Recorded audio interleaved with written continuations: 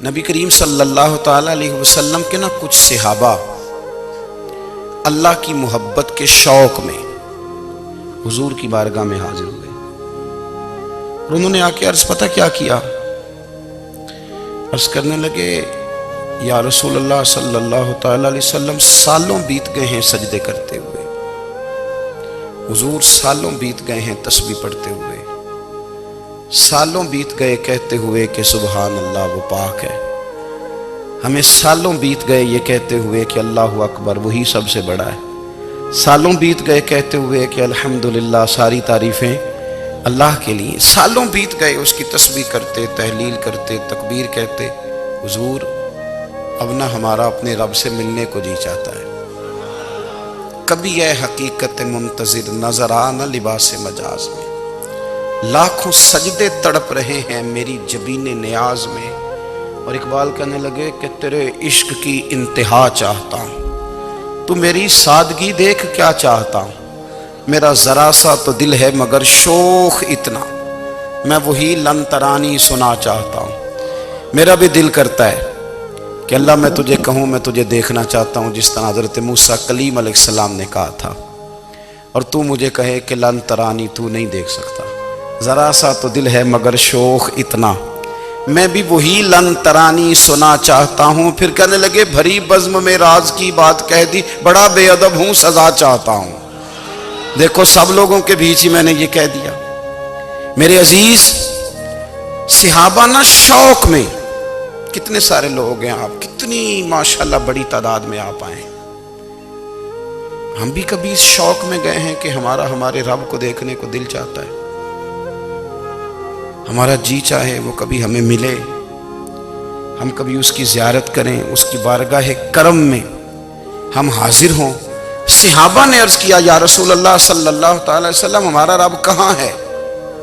ہمارا نا اپنے رب کو دیکھنے کو جی چاہتا ہے۔ جب صحابہ نے یہ عرض کیا تو اللہ نے قرآن مجید نازل کیا، فرمایا وَإِذَا سَأَلَكَ عِبَادِي أَنِّي فَإِنِّي قَرِيبٌ، محبوب جب میرے بندے آپ کی بارگاہ میں آ کے میرے بارے میں پوچھے نا تو ان سے کہہ دینا میں ان کے قریب ہی ہوں،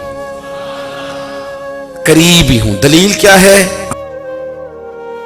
بھائی اذا دان، یہ جب بھی مجھ سے دعا مانگیں گے میں ان کی دعاؤں کو قبول فرماؤں گا، میں ان کے قریب ہوں، میں ان کے قریب ہوں، یہ جب بھی دعا مانگیں گے نا میں قبول کروں گا، میں ان کے قریب ہوں۔ اللہ تبارک و تعالیٰ کے بندے اللہ سے محبت کرتے، رب کی بارگاہ میں جھکتے، اس کو اپنے دکھ سناتے، اس کے پیارے محبوب صلی اللہ تعالی علیہ وسلم کا وسیلہ لے کے اس کے حضور حاضر ہو جاتے، پیشانیاں سجدوں سے روشن ہوتی۔ ہم نہ ہر چیز کے لیے وقت نکالتے ہیں، ہر چیز کے لیے، لیکن عبادت کے لیے وقت نہیں نکالتے۔ ہر شے آباد ہے، ہر شے، ہماری فیس بک بھی آباد ہے، واٹس ایپ بھی آباد ہے، ہمارے ٹویٹر بھی آباد ہیں، ہماری ہر چیز آباد ہے، سب سے کم آباد ہمارا مصلی رہ گیا ہے، سب سے کم۔ وہ لوگ اب ڈھونڈنے سے ملتے ہیں جن کی بغل میں مصلی ہوتا تھا۔ میرے بھائی آپ کتنا کو دنیا کے پیچھے بھاگو گے تھکا دے گی، کتنا دولت کے پیچھے بھاگو گے تھکا دے گی۔ آپ جب اپنی زندگی میں جمع تفریق کرو گے نا تو مرتے وقت احساس ہوگا کہ سارا کچھ تو لوگوں کے لیے کیا، اپنے لیے تو کر ہی کچھ نہیں سکے۔ اور ہم عبادت کے معاملے میں بہانے بازی بھی کرتے ہیں، ہم کہتے ہیں اوہو رزق کمانا بھی تو عبادت ہی ہے نا، میں حلال روزی کے لیے جا رہا ہوں یہ بھی تو عبادت ہے نا۔ میری طرح کے لوگ کہہ دیتے ہیں کہ میں سویرے اٹھ کے مدرسے میں کچھ اسباق دیکھتا ہوں تو یہ بھی تو عبادت ہے، میں بیان کرنے کے لیے مطالعہ کرتا ہوں تو یہ بھی تو عبادت ہے نا، اتنے لمبے سفر کر کے ملک میں دنیا میں گھومتا ہوں تو یہ بھی تو میں عبادت ہی کر رہا ہوں۔ اب اسپیشل نفلوں کے لیے وقت کس طرح نکلے، اسپیشل کر کے تسبیح میں کیسے چلاؤں، میں سارا کچھ ہم بہانے بنا لیتے ہیں نا۔ میرا سوال یہ ہے کہ یہ ساری باتیں صحابہ کو، نبی کریم کو، دیگر لوگوں کو بھی تو پتہ تھی نا، لیکن آپ غور تو کریں 23 سال حضور کو وقت ملا، مختصر وقت ظاہراً تبلیغ کرنے کے لیے، پوری دنیا میں دین بھی پھیلانا ہے، گھر میں 11 ازواج ہیں، 4 بیٹیاں ہیں، ان کی اولادیں، سارے کام کاج بھی دیکھنے ہیں، لیکن سیدہ طیبہ طاہرہ حضرت عائشہ صدیقہ رضی اللہ تعالیٰ عنہ فرماتی ہیں سارا دن تبلیغ کرتے، ہر غلام کے دکھ سنتے، گھر میں آتے تو اپنے گھر والوں کا خیال کرتے، کام میں ہمارا ہاتھ بٹاتے۔ قربان جاؤں، کہتی ہیں زمانہ سارا سو جاتا لیکن آمنہ کے لال مصلی بچھا لیتے۔ دنیا سو گئی، ساری سب سو گئے، جو خدام تھے، وہ جو غلام تھے، وہ سو گئے۔ صحیح مسلم نے لفظ ملیں گے، سیدہ پاک فرماتی ہیں او میرے نبی کے غلاموں، میں نے یہ رنگ بھی دیکھا ہے کہ حضور نے اتنا کھڑے رہے، اتنا قیام کیا، اتنا قیام کیا کہ مقدس پیروں میں ورم آ گئے، سوج گئے پیر اتنے بڑے۔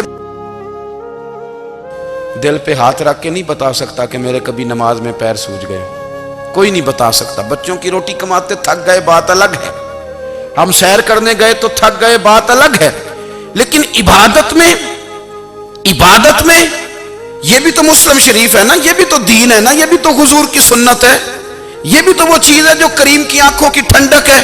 سیدہ فرماتی ہیں پیروں میں ورم آ گئے، اور ساری رات ہی حضور نے نماز پڑھی اور ایک ہی آیت بار بار دہرائی۔ مسجد نبوی میں بلال حبشی نے فجر کی اذان دے دی اور حضور ابھی مصلی پہ تھے، کریم فارغ ہوئے۔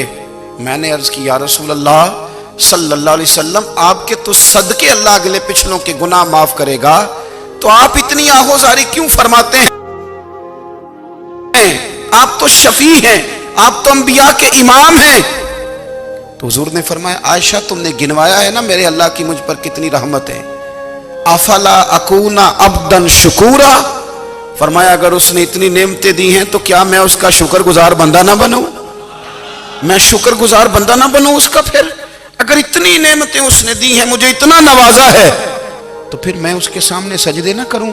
او میرے بھائی، بڑے قابل فخر لوگ ہیں ہم کہ ہم نبی پاک کے غلام ہیں، ہم قابل فخر ہیں کہ نبی کریم کے غلام ہیں۔